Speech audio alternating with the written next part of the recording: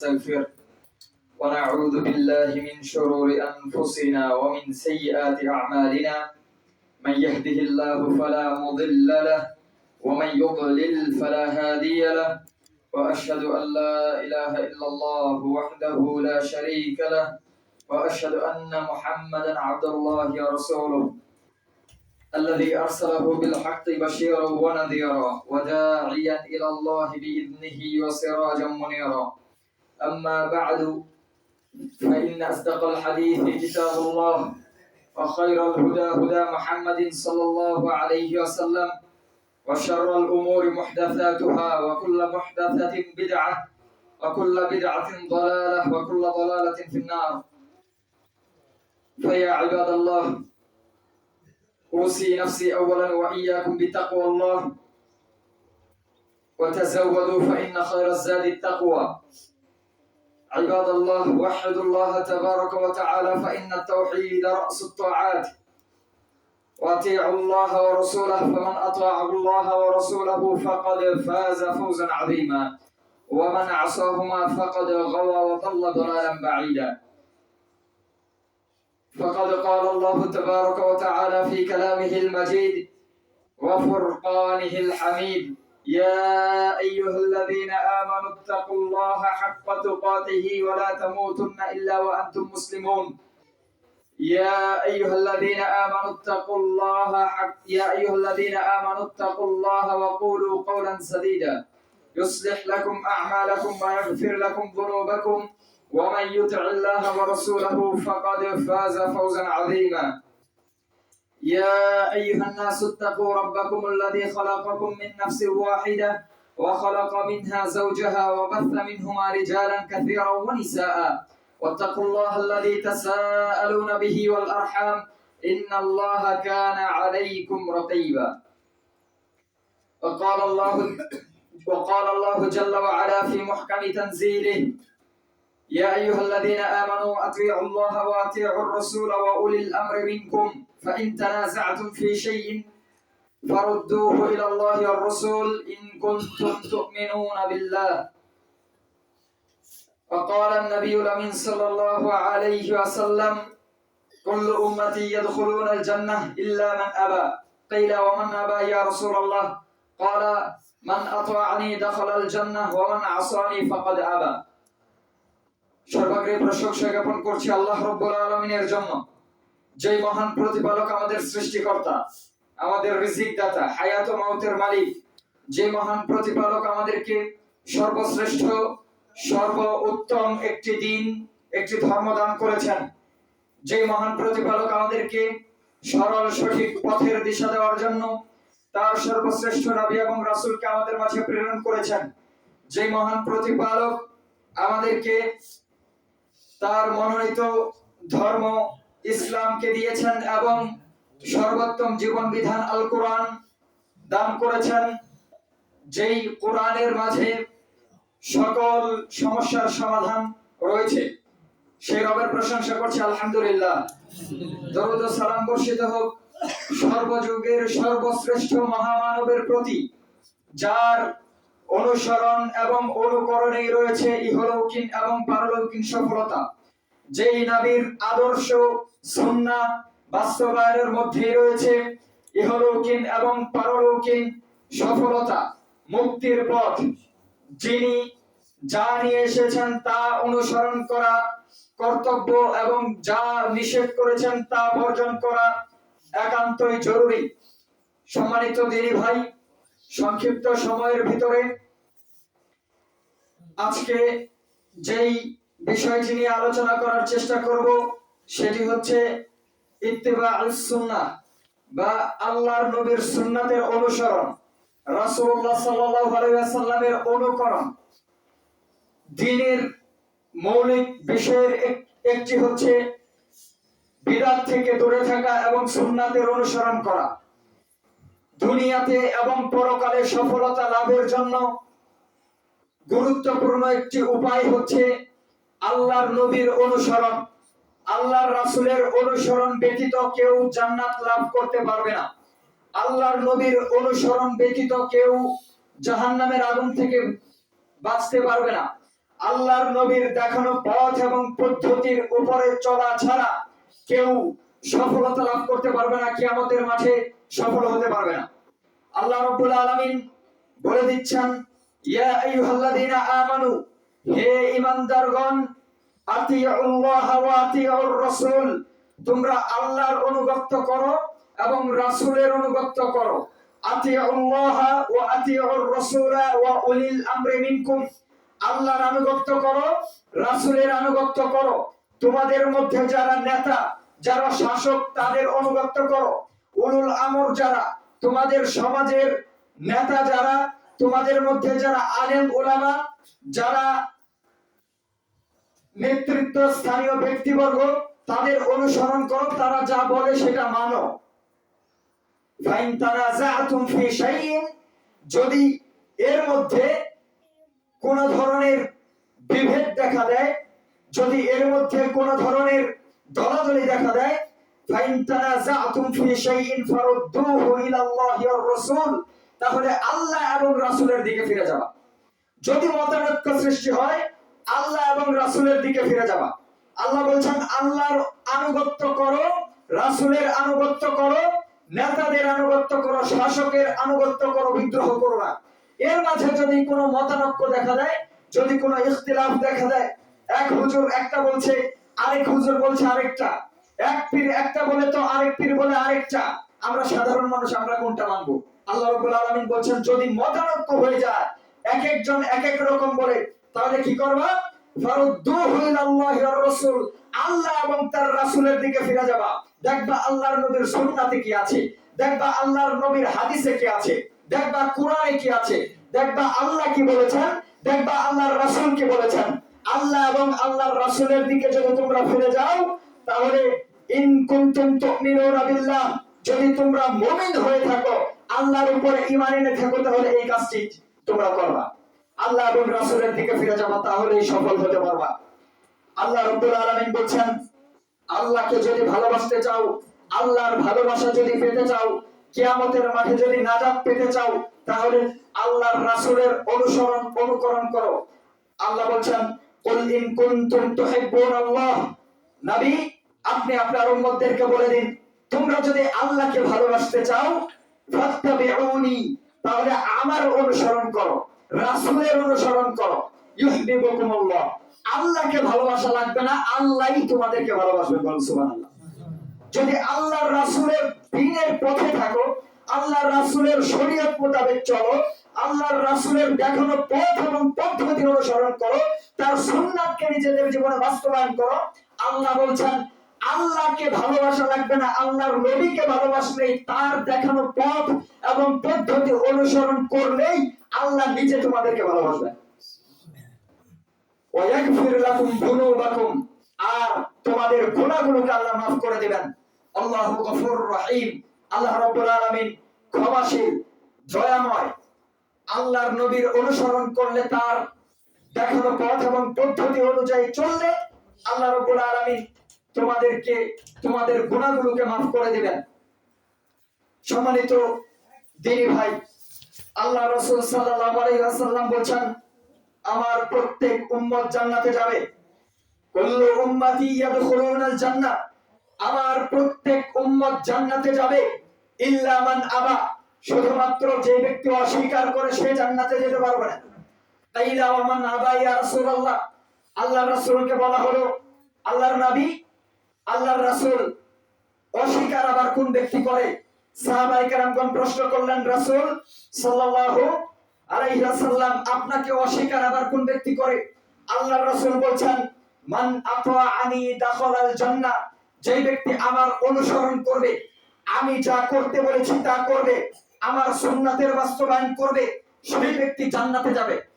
ওয়া মান আসানি ফাকাদ আবা, আর যে ব্যক্তি আমার বিরুদ্ধাচরণ করবে, যে ব্যক্তি আমার সুন্নতের খেলাফ করবে, যে ব্যক্তি আমার তরিকায় চলবে না, যে ব্যক্তি আমার দেখানো পদ্ধতি অনুসরণ করবে না, আমি বলেছি টাকনুর নিচে কাপড় পরা যাবে না, যে ব্যক্তি পরে, আমি বলেছি দাড়ি কাটা যাবে না, দাড়ি ছেড়ে দাও, গোঁফ ছোট করো, যে ব্যক্তি দাড়ি কাটে, আমি বলেছি নেশাদার দ্রব্য পান করা যাবে না, যারা তামাক, জর্দা, বিড়ি, সিগারেট, গোল নেশাদার দ্রব্য হারাম জিনিস খায়, আমি বলেছি শিরক করো না। যারা আল্লাহর সাথে শিরক করে, যারা আল্লাহর সাথে অংশীদার করে, আমি নবী বলেছি বিদআত করো না। যারা আল্লাহর নবীর সুন্নাতকে বাদ দিয়ে নিজেদের মন গড়া আমল করে, যারা আল্লাহর নবীর সুন্নাতকে বাদ দিয়ে নিজের হুজুরের দেখানো পদ্ধতিতে আমল করে, যারা আল্লাহর নবীর সুন্নাতকে বাদ দিয়ে নিজের পীরের দেখানো পদ্ধতিতে আমল করে, যারা আল্লাহর নবীর দেখানো পদ্ধতি বাদ দিয়ে নিজের মন যা চায় ওইভাবেই আমল করে, আল্লাহ রাসূল বলেছেন এরা হচ্ছে অস্বীকারী, এরা কখনো জান্নাতে যেতে পারবে না। নাউজুবিল্লাহি মিন যালিক। সম্মানিত দিনী ভাই, আল্লাহ রাসূলের সুন্নাত অনুসরণের মধ্যেই রয়েছে সফলতা। তার বিপরীত করার নামই হচ্ছে পরকালকে হারানো, পরকালকে ক্ষতিগ্রস্ত করে ফেলা। আল্লাহ রাসূল যতটুকু দিয়েছেন, যা করতে বলেছেন, অতটুকু করার নামই সুন্নাত, অতটুকু করার নামই ইত্তিবাউস সুন্নাহ, রাসূলের অনুসরণ। আল্লাহ রাব্বুল আলামিন বলছেন ওমা আতাকুমুর রাসূল, আল্লাহর নবী তোমাদেরকে যতটুকু দেয় ফাখুযু, অতটুকুই গ্রহণ করো। ওয়ামা নাহাকুম আনহু ফান্তাহু, তোমাদেরকে যা থেকে নিষেধ করে তা বর্জন করো। আল্লাহর নবী যতটুকু দিয়েছেন, যা করতে বলেছেন, শুধু অতটুকু করার নামই হচ্ছে ইত্তিবাউস সুন্নাহ, আল্লাহর নবীকে অনুসরণ। এর চেয়ে বাড়াবাড়িও করা যাবে না, ছাড়াছাড়িও করা যাবে না, বেশিও করা যাবে না, কমও করা যাবে না। আল্লাহ রাব্বুল আলামিন বলছেন যা থেকে নিষেধ করেছে ওইটা ছেড়ে দাও, ওইটা বর্জন করো। যা থেকে নিষেধ করেছে ওইটা গ্রহণ করা যাবে না, ওইটার মধ্যে নিপতিত হওয়া যাবে না, ওইটা পালন করা যাবে না। যা থেকে নিষেধ করেছেন তা পালন করার মানে হচ্ছে আল্লাহর নবীকে বৃদ্ধাঙ্গুলি দেখানো। আল্লাহর রাসূল যা থেকে নিষেধ করেছেন ওইটা করা মানে আল্লাহর নবীকে অপমান করা। আল্লাহর নবীকে অপমান করা মানে যে আল্লাহর রাসূল বলেছেন আমি করলাম না তাই কি হলো, বলেছে তাই কি হয়েছে, করলাম না, এমন একটা ভাব। মানে আল্লাহর নবীকে আপনি মূল্যায়ন করছেন না, আল্লাহর নবীকে আপনি সম্মান দেখাচ্ছেন না। আবার আল্লাহর রাসূল যেটা করতে বলেছেন এইটা আমি করলাম না, ছেড়ে দিলাম। রাসূল করেছে তো করেছেন, তা আমারও করতে হবে নাকি? রাসূল করতে বলেছেন তাই বলে কি করতে হবে নাকি? আল্লাহর নবীকে অপমান করা বিদআত, বড় একটা পাপ। আল্লাহর রাসূলের সুন্নাতের বিপরীত করা মানে বিদআতে নিপতিত হওয়া। সুন্নাতের বিপরীতে বিদআত এত বড় গুনাহ, যেই গুনাহতে লিপ্ত থাকলে বান্দার আমল কবুল হয় না, বলেন নাউজুবিল্লাহ। যতক্ষণ বিদআতে ডুবে থাকবে ততক্ষণ তার কোনো আমলই কবুল হবে না, যতক্ষণ না সে বিদআত থেকে ফিরে আসে। আর যে ব্যক্তি আল্লাহর রাসূলের সুন্নাতের উপর অটল এবং অবিচল থাকবে, কিয়ামতের মাঠে তাকে সফলতা দিয়ে দিবেন কে? আল্লাহ। সম্মানিত দিনী ভাই, এই জন্য আল্লাহর নবী যতটুকু করতে বলেছেন তার চেয়ে কমও করা যাবে না, বেশিও করা যাবে না। বেশি করার নাম ভালো না, সব সময় বেশি করার নাম ভালো। খাবার যতটুকু আপনার পরিমাণ মতো খান, তার চেয়ে বেশি খেলে শরীর খারাপ করবে কি করবে না? তার মানে যেই জিনিসটা মজা লাগে, খাইতে ভালো, এই জিনিসটাও বেশি খাওয়া যাবে না, শরীর খারাপ করবে। যেই জিনিসটা ভালো, জুমার সালাত 2 রাকাত, এখন যদি 5 রাকাত পড়ি, সালাত আদায় করা তো ভালো, 5 রাকাত পড়লে কবুল হবে। যোহরের সালাত 4 রাকাত, এখন যদি 8 রাকাত পড়ি, আল্লাহর দরবারে কবুল হবে।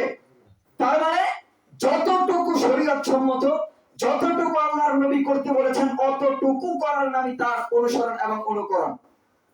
এক শ্রেণীর মানুষ আল্লাহর নবীর বেশি করতে গিয়েছিল, তারা মনে করেছিল যে আমাদের আমল আমাদের জন্য যথেষ্ট না। আল্লাহ রাসূলের 3 জন সাহাবী, তারা একবার এসে আম্মাজান আয়েশা রাদিয়াল্লাহু তাআলা আনহাকে জিজ্ঞাসা করেছে যে আল্লাহ রাসূল কেমন আমল করে। তিনি বলছেন এমন এমন তো করে। তারা এসে বলছে যে আল্লাহর রাসূল তো তিনি আল্লাহর নবী, তার পূর্বের পরের সব গুনাহ আল্লাহ মাফ করে দিয়েছেন, তার কোনো গুনাহ নাই। তিনি যদি এত আমল করেন, তাহলে আমরা যদি এই আমল করি, এই আমল করতে আমরা পারবো না। তার সব গুনাহ মাফ, তিনি এতটুকু আমল করেন, তার মানে আমাদের আরো বেশি করতে হবে। একজন বললেন যে আমি সারা রাত সালাত আদায় করবো, আমি রাতে ঘুমাবো না। আরেক ব্যক্তি বলছেন আমি সারা বছর সিয়াম পালন করব, রোজা ভাঙবো না। আরেক ব্যক্তি বলছেন আমি জীবনে বিয়েই করবো না, ইবাদতের উপরে থাকবো। এই 3 ব্যক্তি চলে গেলেন। আল্লাহর নবী আসার পরে তাকে জানানো হলো 3 ব্যক্তি আমার মন্তব্য করেছে।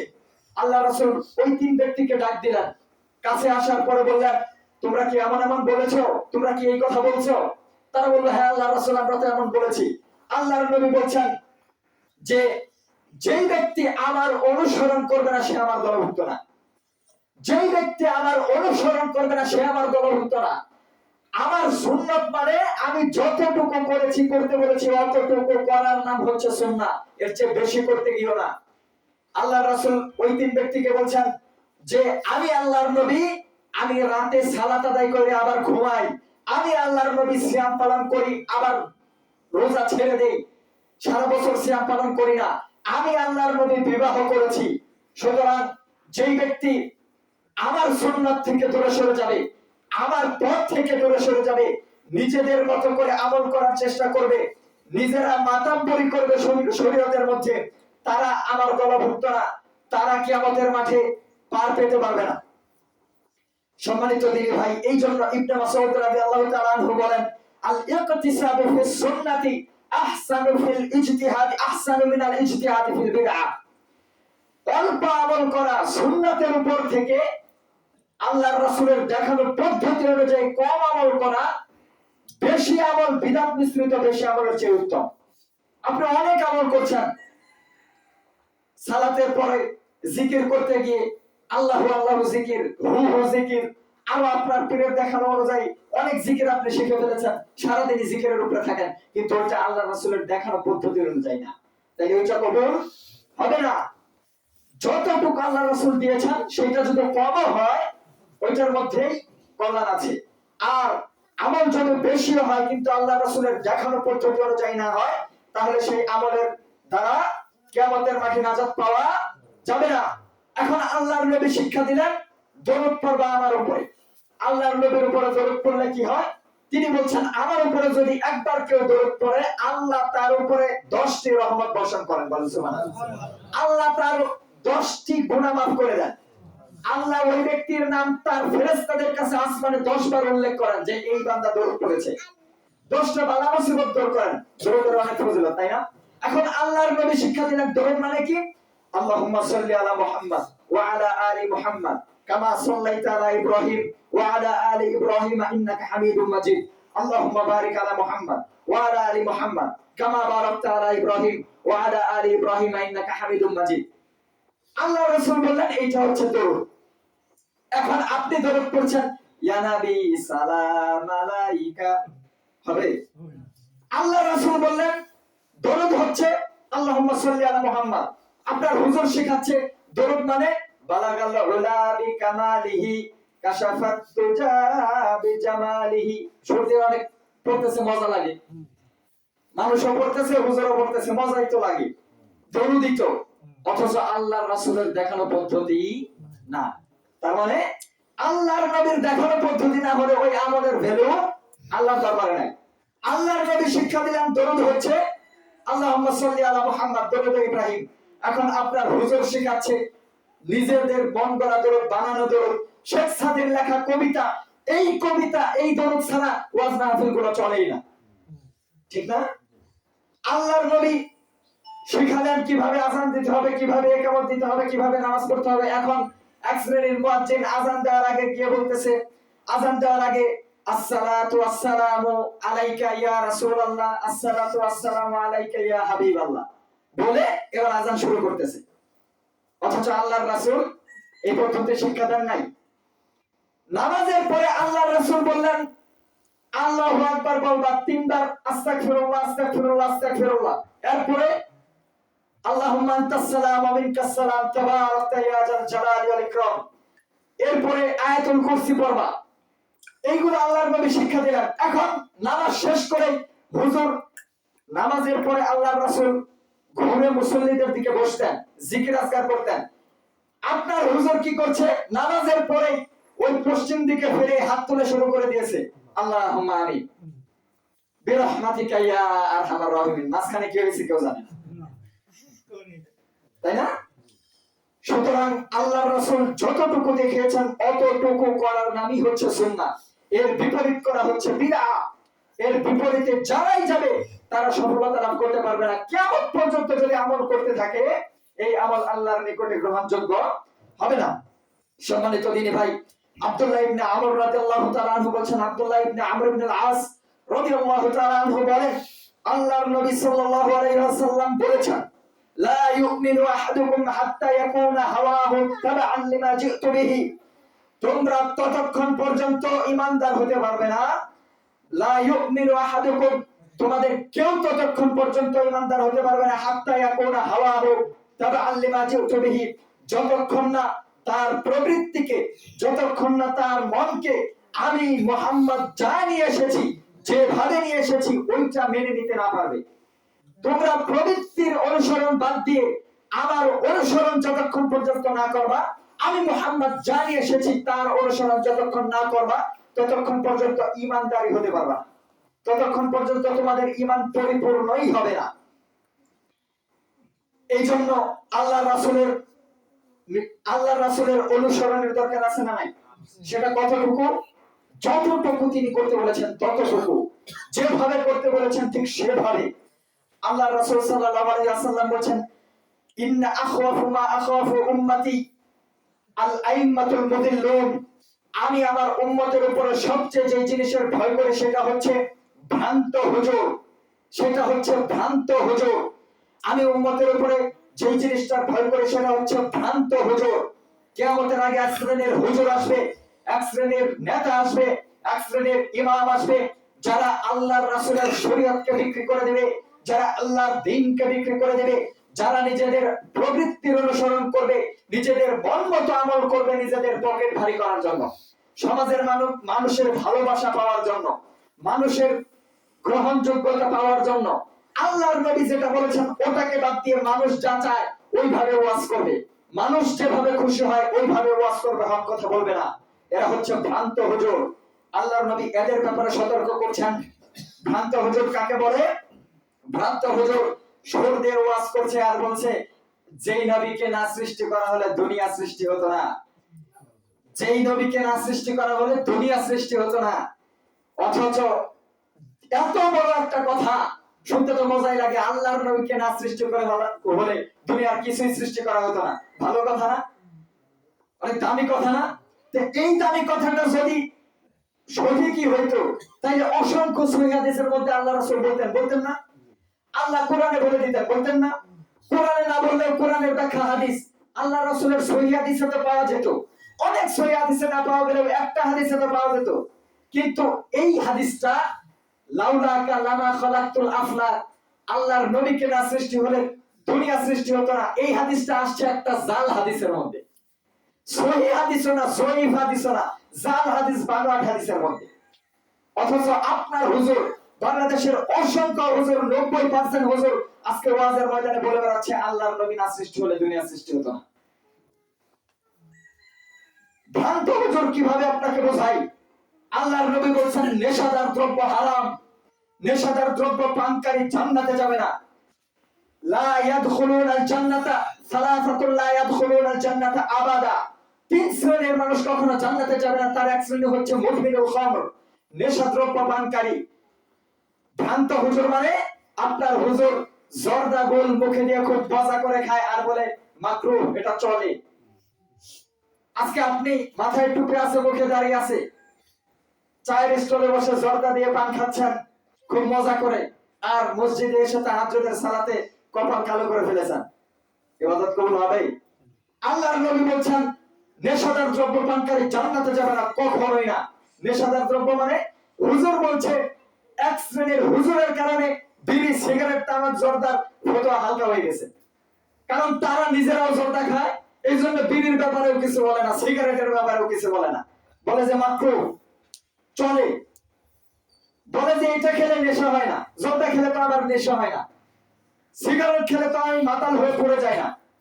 অথচ আল্লাহর নবী বলছেন যেই জিনিস কম খেলে নেশা হয় তার বেশি খাওয়াও হারাম। মা আসকারা কাসীরুহু ফাকালিলুহু হারাম, যেই জিনিস কম খেলে নেশা হয় তার বেশি খাওয়াও হারাম। এখন আপনি জর্দা খান, অল্প খান, এই জন্য আপনার নেশা হয় না। আপনি জর্দা খেতে খেতে আপনার তবিয়ত নষ্ট হয়ে গেছে, আপনার নেশা হবে কি করে? যারা জর্দা কোনোদিন খায় না তাদের মুখে একবার দেন, সে মাথা ঘুরে পড়ে যাবে। আপনার ছোট বাচ্চাটা, তার মুখে একটু জর্দা দেন, সে টিকে থাকতে পারবে না। আপনি নিজেও যে জর্দা খান তাকেও বলি, আপনি অল্প জর্দা খান, একদিন একটু এক মুঠ জর্দা একসাথে খান না, দেখেন আপনার অবস্থা কি হয়। তার মানে শরীয়ত নিয়ে ধোঁকাবাজি করে এক শ্রেণীর হুজুর, তাদের ব্যাপারে আল্লাহর রাসূল বলছেন এই শ্রেণীর হুজুররা বিভ্রান্ত হুজুর, এই শ্রেণীর হুজুরদের কিয়ামতের মাঠে পার পাওয়া খুব কঠিন। হুজুর আছে বিপদে। হুজুর আপনার 40 কোলখানি করার জন্য হুজুরকে ডাকলে 3-4 জন 5 জন একসাথে মিলে কেউ আধা পৃষ্ঠা, হাফ পৃষ্ঠা, আধা ঘন্টা পরে বলতেছে যে খতম হয়ে গেছে। খতম করে নিয়ে এবার 200-300 টাকা পকেটে গুজে দিছে আর একবেলা খাওয়াইছে, হুজুর খুব খুশি। 40 তারপরে মিলাদ মাহফিল করে হুজুর নিজের পকেট ভারী করে খানকায় চলে এসেছে, খুব খুশি, পকেট ভারী হয়েছে এই জন্য। অথচ আল্লাহর রাসূলের শরীয়ত সম্মত এই জিনিসগুলো না। অথচ আল্লাহর নবীর শরীয়তের নির্দেশনা অনুযায়ী এই জিনিসগুলো বিদআত। হুজুর বিদআত করছে কি জন্য? নিজের প্রবৃত্তির অনুসরণের জন্য। অথচ আল্লাহর নবী বলছেন, যে ব্যক্তি নিজের প্রবৃত্তিকে বিসর্জন দিতে না পারবে সে ঈমানদারি হতে পারবে না। হুজুর তাবিজের ব্যবসা খুলে বসে আছে, মানুষের কাছে তাবিজ বিক্রি করে। আল্লাহর রাসূল কি বললেন? মান তাআল্লাকা তামিমাতান ফাকাদ আশরাকা। যে ব্যক্তি তাবিজ ঝোলাবে, হাতে, কোমরে, গলায়, পায়ে তাবিজ আছে না নাই? আছে না নাই? আল্লাহর নবী বলেন, যে ব্যক্তি তাবিজ ঝোলাবে সেই ব্যক্তি আল্লাহর সাথে শিরক করবে। তাবিজ দিয়ে আপনি মনে করছেন তাবিজ আমার রোগ ব্যাধি ভালো করতে পারে। তাবিজ দিয়ে মনে করছেন তাবিজ আমার ব্যবসায় বরকত দিতে পারে। তাবিজ দিয়ে মনে করছেন যে মনের মানুষকে পাওয়া যাবে। এক শ্রেণীর হুজুররা তো তাবিজের ব্যবসা যারা করে, আপনার স্বামী স্ত্রীর মাঝে ঝগড়া ঢলিবানা হয় না, এই জন্য তাবিজ এনেছে হুজুরের কাছ থেকে।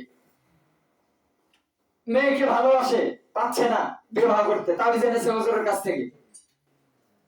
শিরক, সম্পূর্ণ শিরক। আল্লাহর নবী বলেছেন, মান তাআল্লাকা তামিমাতান ফাকাদ আশরাকা। শুধু তাই না, যারা রোগের জন্য তাবিজ পড়ে, রোগ ব্যাধি ভালোর জন্য তাবিজ পড়ে, আল্লাহর নবী বলেছেন এই তাবিজ শুধু রোগ ব্যাধি বৃদ্ধি করবে, বাড়াবে, ভালো করবে না। অথচ হুজুর তাবিজের ব্যবসা দিল কি জন্য? নিজের পকেট ভারী করার জন্য। হুজুর তাবিজের ব্যবসা দিল কি জন্য? নিজের ইনকামের সোর্স বৃদ্ধি করার জন্য। সম্মানিত দিনী ভাই, ভ্রান্ত হুজুর দ্বারা সমাজ ধ্বংস হবে। ভ্রান্ত হুজুর দ্বারা সমাজে বিদাত চালু হবে। ভ্রান্ত হুজুর দ্বারা সমাজ ধ্বংস হয়ে যাবে। এখন একজনের হাতে যদি তাবিজ থাকে আর আমি যদি বলি তাবিজ শিরক খুলে ফেলার, ওই ব্যক্তি চট করে বলবে এটা তো আপনার মতে আরেকজন হুজুর দিয়েছে। খুলবো কিভাবে? তাবিজ তো হুজুরে দিয়েছে। হুজুররাই তো বিভ্রান্ত। জিজ্ঞাসা করছে তাবিজ হুজুর দিয়েছে, হুজুর বলতে আপনি কি বোঝেন? হুজুর বলতে তো বুঝি লম্বা জামা আছে, জুব্বা পরা আছে, পাগড়ি পরা আছে, টুপি পরা আছে, মুখে দাড়ি আছে, এই তো হুজুর। বাংলাদেশের 99% দাড়ি টুপি পরা, দাড়ি টুপিওয়ালা, জুব্বা পরা হুজুর, তাদের মধ্যে কিছু নাই, দিনের আলো তাদের মধ্যে নাই, শরীয়তের শিক্ষা তাদের মধ্যে নাই। নিজেদের প্রবৃত্তির অনুসরণ করে, নিজেদের মন করে আমল করে নিজেরা উপভ্রষ্ট হচ্ছে, মানুষকে উপভ্রষ্ট করছে। আল্লাহ রাসূল সাল্লাল্লাহু আলাইহি ওয়াসাল্লাম বলছেন যে গায়েবের খবর কেউ জানে না। হুজুর ওয়াজ করে বলছে যে আল্লাহর নবী গায়েবের খবর জানে। আবার হুজুর ওয়াজ করতে করতে বলে ফেলেছে যে আল্লাহর ধন রাসূলকে দিয়ে আল্লাহ গেছে নাই হয়ে। রাসূলের ধন খাজা পেয়ে বসে আছে আজমেরে, কেউ ফিরে না খালি হাতে খাজা বাবার দরবারে। ওইখানে গেলে নাকি সবই পাওয়া যায়। আল্লাহ তার ধন রাসূলকে দিয়ে নাকি আল্লাহ গায়েব হয়ে গেছে, আল্লাহকে আর খুঁজে পাওয়া যাচ্ছে না। আল্লাহর ধন রাসূল নিয়ে, রাসূল তো কবরে শুয়ে আছে, রাসূলের ধন দিয়ে গেছে খাজার কাছে। এখন খাজার কাছে চাইলেই নাকি সব পাওয়া যায়। সন্তানও দিতে পারে খাজা, রূপ ব্যাধি ভালো করতে পারে খাজা, ব্যবসা বাণিজ্যে বরকত দিতে পারে খাজা। অথচ আল্লাহ রাব্বুল আলামিন তাইলে কি জন্য আছেন? তার ভূমিকাটা কি? তার মানে আল্লাহর কোনো ভূমিকা নাই। এখন যা কিছু করতে পারে সব খাজাই করতে পারে। নাউযুবিল্লাহি মিন যালিক। অথচ আল্লাহ রাব্বুল আলামিন বলছেন দুনিয়ার সব কিছুর মালিক হচ্ছেন আল্লাহ। সন্তান দিতে পারেন কে? রোগ ব্যাধি ভালো করতে পারেন কে? ব্যবসা বাণিজ্যে বরকত দিতে পারেন কে? উপকার, ক্ষতি সবকিছুর মালিক কে? আল্লাহ বলছেন ইন তানসাসকুম ইয়ামসাসকাল্লাহু বিদুররিন ফালা কাশিফা লাহু ইল্লা হু। তোমাকে যদি আল্লাহ রাব্বুল আলামিন ক্ষতি করতে চান, তোমাকে যদি বিপদে ফেলতে চান, তোমাকে যদি পরীক্ষা করতে চান, তোমাকে যদি রোগ ব্যাধি দিতে চান, দুনিয়ার কোনো শক্তি নাই আল্লাহর আযাব থেকে তোমাকে রক্ষা করে। দুনিয়ার কোনো শক্তি নাই তোমার ভালো করতে পারে। আল্লাহ যদি তোমার ক্ষতি করতে চান, দুনিয়ার কেউ তোমার ভালো করতে পারবে না। আর আল্লাহ যদি তোমার পক্ষে থাকেন, আল্লাহ যদি তোমার ভালো করতে চান, আল্লাহ যদি তোমার উপকার করতে চান, দুনিয়ার কোন জজ, দুনিয়ার কোন ব্যারিস্টার, দুনিয়ার কোন এমপি, দুনিয়ার কোন মন্ত্রী, দুনিয়ার কোন বাবা, দুনিয়ার কোন পীর, দুনিয়ার কোন মাশেখ, দুনিয়ার কোন হুজুর তোমার খারাপ করতে পারে না। এটা হচ্ছেন আল্লাহ, যিনি সকল ক্ষমতার অধিপতি, যিনি সকল ক্ষমতার উৎস, যার হাতে গোটা বিশ্ব ব্রহ্মাণ্ড যিনি পরিচালনা করছেন তিনি হচ্ছেন আল্লাহ। আজকে ভ্রান্ত হুজুর ভোটের জন্য বাংলাদেশে 2% হিন্দু, এই 2% হিন্দু মনে করেন 100টা ভোটের মধ্যে তাইলে হিন্দু ভোট দিবে 2 জন, এই 2 জনের ভোট পাওয়ার জন্য আজকে হুজুর মাথায় টুপি আছে, দাড়ি আছে, পাঞ্জাবি আছে, পূজা মণ্ডপে চলে গিয়েছে গীতা পাঠ করার জন্য। নাউজুবিল্লাহ বলবেন না? মুসলমানদের ভোট দিয়ে আপনার হয় না, এখন হিন্দুদের ভোটও লাগবে, তাও বাংলাদেশে 2% হিন্দু, এই 2% এর ভোট নেওয়ার জন্য আপনার তর সইতেছে না, আপনি সবর করতে পারতেছেন না, এর ভোটও আপনার লাগবে। এই জন্য নিজেদের আদর্শকে বিসর্জন দিয়ে আপনি পূজা মণ্ডপে গেছেন হিন্দুদের সাথে সখ্যতা করার জন্য। ইসলামী দলের প্রার্থী হিন্দু কিভাবে হয়? ইসলামী দলের প্রার্থী আপনি বানিয়ে দিয়েছেন হিন্দুকে, হিন্দুর ভোট পাওয়ার জন্য, তাদের সিম্প্যাথি পাওয়ার জন্য। নাউজুবিল্লাহি মিন যালিক। অথচ আপনার মুসলিম হিসেবে উচিত ছিল বিধর্মীদের সাথে আপোষ না করা। হিন্দুদের সাথে আমরা বলি না মারামারি করতে যান, আমরা বলি না আপনি হিন্দুদের মন্দির ভেঙে দেন, আমরা বলি না হিন্দুদের পূজায় বাধা দেন। ইসলাম এটা বলে না। ইসলাম উদারতার ধর্ম, ইসলাম শান্তির ধর্ম, ইসলাম শান্তিপ্রিয় ধর্ম। ইসলাম এসেছে শান্তি শৃঙ্খলা বজায় রাখার জন্য। ইসলাম বলে বিধর্মীদেরকে দাওয়াত দাও, যদি তারা মানে তো আলহামদুলিল্লাহ, না মানলে তাদের দিন তাদের জন্য, আমাদের ধর্ম আমাদের, তাদেরকে ওদেরটা করতে দাও, তাদের সাথে আমাদের স্বাভাবিক সম্পর্ক থাকবে, আমরা তাদের সাথে ব্যবসা বাণিজ্য করব, তাদের দোকান থেকে জিনিসপত্র কিনবো, আমাদের দোকানে তারা আসবে, সমস্যা নাই। কিন্তু তাই বলে হিন্দুদেরকে আপনি তাদের পূজায় সহযোগিতা করেন কিভাবে? আপনি তাদের পূজা দেখতে যান কিভাবে? আপনার অন্তর ছেড়ে যায় না? আপনার বিবেকে আঘাত লাগে না? হিন্দুদের পূজা মণ্ডপ যেখানে আপনার আল্লাহকে, আপনার রবকে গালি দেওয়া হচ্ছে, যেখানে আপনার রবকে অপমান করা হচ্ছে, যেখানে আপনার রবকে বাদ দিয়ে যে রব বলছেন ইন্না সলাতি ওয়া নুসুকি ওয়া মাহইয়ায়া ওয়া মামাতি লিল্লাহি রাব্বিল আলামিন, আমার সালাত, সিয়াম, কুরবানি, সিজদা, হজ, যাকাত, জীবন মরণ সবকিছু আল্লাহ রাব্বুল আলামিনের জন্য। এই রবকে যারা বাদ দিয়ে মূর্তির পূজা করছে, মূর্তির পায়ে সিজদা করছে, যে রব আপনাকে সৃষ্টি করেছেন তাকে বাদ দিয়ে আরেক মূর্তির সিজদা করছে, যে মূর্তিকে নিজেরাই তৈরি করেছে, আবার লাঠি দিয়ে তারাই ডুবিয়ে দিবে, এমন একটা পূজা মণ্ডপে আপনি উপভোগ করতে কিভাবে যান? আপনি ওইটা দেখে মজা কেমনে পান? আপনার তো কষ্ট লাগার কথা। আহারে, মানুষগুলো কত বেকুব, সৃষ্টিকর্তাকে ভুলে নিজেদের তৈরি মূর্তির ইবাদত করছে, আপনার কষ্ট পাওয়ার কথা। অথচ আপনি পূজা মণ্ডপে গেছেন উপভোগ করতে, আবার ভোট পাওয়ার জন্য আপনি পূজা মণ্ডপে গেছেন সাহায্য করতে। ভোটের জন্য হুজুর তিনি বলতেছেন যে মসজিদ মাদ্রাসা তো আমাদেরই, মসজিদ মাদ্রাসা এগুলো তো আমাদেরই, মুসলিমদের। এই জন্য আমি জীবনে কোনোদিন দান করি না, আমার প্রথম দান আজকে মন্দিরে দিয়ে গেলাম, যাতে বাংলাদেশের ধর্মীয় সম্প্রীতি রক্ষা হয়। নাউজুবিল্লাহ মিন যালিক। ধর্মীয় সম্প্রীতি রক্ষা করার জন্য আর কিছু নাই। আপনার প্রথম, আমার গর্ব করে বলছে, আমার প্রথম দান, জীবনে কোনোদিন মসজিদ মাদ্রাসায় দান করিনি, ওগুলো তো আমাদেরই। এজন্য জীবনে প্রথম দান করলাম হিন্দুদের মন্দিরে। হিন্দুদেরকে সাহায্য করা যাবে, তাদের পূজায় সাহায্য করা যাবে। প্রখ্যাত আলেম বিন বাজ রাহিমাহুল্লাহ সৌদি আরবের গ্র্যান্ড মুফতি ছিলেন, তিনি বলছেন হিন্দু কোন ব্যক্তিকে আপনি যদি ট্যাক্সি ড্রাইভার হন, সিএনজি চালক হন, অটো চালক হন, ভ্যান চালক হন, আপনার গাড়ি দিয়ে হিন্দু ব্যক্তিকে তার পূজা মণ্ডপ পর্যন্ত, তার মন্দির পর্যন্ত পৌঁছে দেওয়া আপনার জন্য জায়েজ নাই। কারণ এতে তার পূজার ব্যাপারে সাহায্য করা হবে। সে যে শিরক করবে, আল্লাহকে অপমান করবে, এই ব্যাপারে সাহায্য করা হবে। পূজার জন্য, শিরকের জন্য সাহায্য করা কোন মুসলিমের জন্য জায়েজ নেই। আপনি এমনিতে গাড়িতে উঠাবেন হিন্দুকে, কিন্তু সে যদি আপনি জানেন যে এখন মন্দিরে যাবে পূজা করতে, তাহলে তাকে উঠানো যাবে না। অথচ ভ্রান্ত হুজুর নিজে তো গিয়েছে, আবার হিন্দুদের পূজাতে সাহায্য করে আসে। বাউল গান শুনে হুজুর মিটিমিটি করে হাসে, হুজুরের সামনে বাউল গান গাচ্ছে, এমন গান যেই গান শিরকে ভরা। হুজুর নিজেও শিরক বোঝে না, মানুষকেও বোঝায় না। হুজুর নিজেই শিরক বোঝে না, মানুষকে কিভাবে বোঝাবে? শিরকি গান শুনে হুজুর মজা নেয় আর হাসে, তার পাশে গান বলা হচ্ছে শিরকি গান, নিজেই শিরক বোঝে না। বাংলাদেশের 90% হুজুর শিরক কি সেটাই চিনে না, বিদআত কি সেটাই চিনে না। হুজুর ভাগ করে দিয়েছে বিদআত দুই প্রকার, বিদআতে হাসানা, বিদআতে সাইয়্যা। বিদআতে হাসানা, বিদআতে সাইয়্যা। বিদআত একটা ভালো বিদআত, একটা খারাপ বিদআত ভাগ করে দিয়েছে। কারণ হুজুর বিদআত কি জিনিস বোঝে নাই। আল্লাহর নবী কি বলছেন? কুল্লু বিদআতিন দালালা ওয়া কুল্লু দালালাতিন ফিন্নার।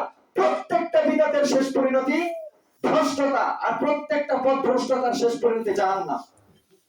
আল্লাহর নবী বলছেন ভালো বিদআতের জন্য ভালো জাহান্নাম, খারাপ বিদআতের জন্য খারাপ জাহান্নাম। আচ্ছা পায়খানা, এটার আবার কোনো কোয়ালিটি হয়? ভালো খারাপ হয়? ধরুন হুজুর পায়খানার কোয়ালিটি করে ফেলছে একটা ভালো একটা খারাপ, হুজুর বিদআতের কোয়ালিটি করে ফেলছে একটা ভালো একটা খারাপ। তার মানে খারাপটার জন্য খারাপ জাহান্নাম, ভালোটার জন্য ভালো জাহান্নাম। নাউজুবিল্লাহ। হাস্যকর পদ্ধতিতে আজকে ভারত, বাংলাদেশ, পাকিস্তানের মাটিতে দিন শরীয়ত চলছে, যার কোনো ভিত্তি কোরআন এবং সুন্নাহ দ্বারা শরীয়ত সম্মত না।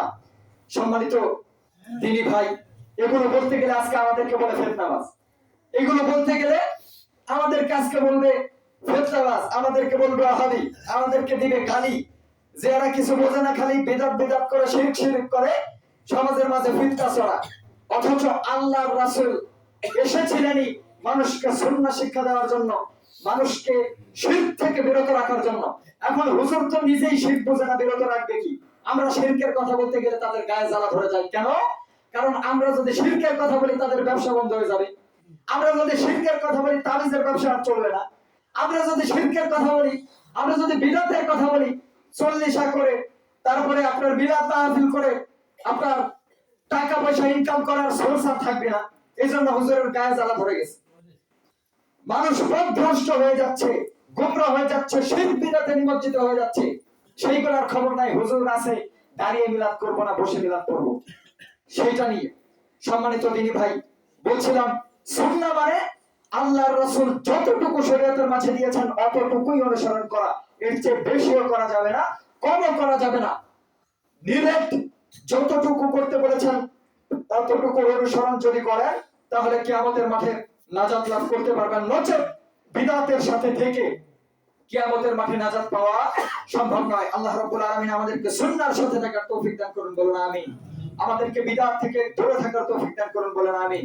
বারাকাল্লাহু লানা ওয়া লাকুম ফিল কুরআনিল আযীম ওয়া নাফা'না ওয়া ইয়্যাকুম বিল আয়াতি ওয়াদ যিকরিল হাকীম। ইন্নাহু তাআলা জাওয়াদুন কারীম মালিকুন বাররুন রাউফুর রহিম।